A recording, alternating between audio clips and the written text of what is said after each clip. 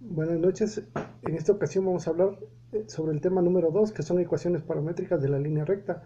Reciben este nombre aquellas ecuaciones en las que las variables x y y van separadas. Estas se expresan en función de la misma de una tercera variable, que es cualquier letra, y en este caso sería t, comúnmente llamada variable paramétrica. Estas ecuaciones se representan de la siguiente forma: x es igual a f en función de z y y es igual a f en función de z. Es muy importante aclarar que cada dos ecuaciones paramétricas representan una sola curva perfectamente referida a un sistema de ejes coordenados. La variable t es un parámetro de la curva y su dominio es el intervalo del parámetro. Si en un intervalo cerrado A, T y B en el punto FA y GA es el punto inicial de la curva y FB y GB es el punto final. Cuando tenemos ecuaciones paramétricas de un intervalo para el parámetro de la curva, se dice que hemos parametrizado la curva. Las ecuaciones y el intervalo en el conjunto constituyen la parametrización de la curva. Una curva determinada puede representarse mediante conjuntos diferentes de ecuaciones paramétricas.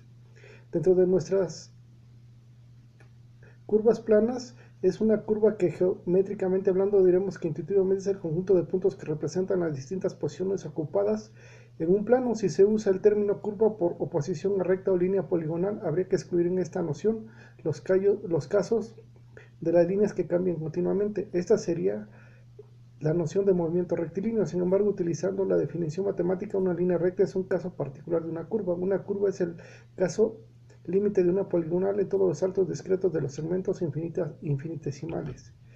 Dentro de nuestras curvas planas se encuentra la recta secante de una curva, que es la que une dos puntos de la curva separados a una distancia finita.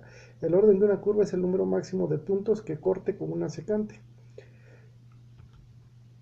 Las clases de curvas es el número máximo de tangentes que se pueden trazar desde un punto exterior. Por ejemplo, la circunferencia es una curva de clase 2, la recta normal una curva perpendicular a la tangente por el punto de tangencia. Según esa definición, por un punto de la curva existirán infinitas normales. Para la ecuación trigonométrica y sus curvas representadas gráficamente, en forma directa se le asignan valores ordenados al parámetro con los cuales las ecuaciones paramétricas se determinarán correspondientes a x y y, que representan las coordenadas de un punto. Esto es en función de t, que es el parámetro. Y tenemos circunferencias por medio de una tabulación. Asimismo, podemos tabular un cicloide, un hipocicloide, un astroide. Para una derivada de una función paramétrica, se tiene que una curva suave está dada por la ecuación xf en función de t y y en función de t. Entonces la pendiente de c es en el punto xy. Esto se da ya que cumple con el teorema que proporciona las condiciones necesarias para obtener la derivación de una función dada en forma paramétrica. Como coordenadas polares, hasta ahora las gráficas se han venido representando como colecciones de puntos en el sistema de coordenadas rectangulares. Las ecuaciones corresponden a estas gráficas han estado en forma rectangular o en forma paramétrica. En esta sección se estudió un sistema de coordenadas denominado coordenadas polares. Para formar el sistema de coordenadas polares en el plano se fija un punto O llamado polo o origen, y a partir de ese se traza un rayo inicial como eje polar, como se mostraría formando un ángulo. A continuación, cada punto en el plano se le asignan coordenadas polares, que son r y θ.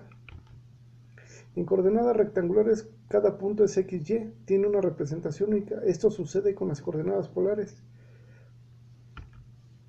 Dentro de sus gráficas, una manera de trazar la gráfica de una ecuación polar consiste en transformarlas a coordenadas rectangulares. Las coordenadas polares r y θ de un punto están relacionadas con las coordenadas rectangulares x y en un punto, como se designe. Y esta es una forma de realizar o elaborar tablas de valores y así representar los puntos para obtener la gráfica.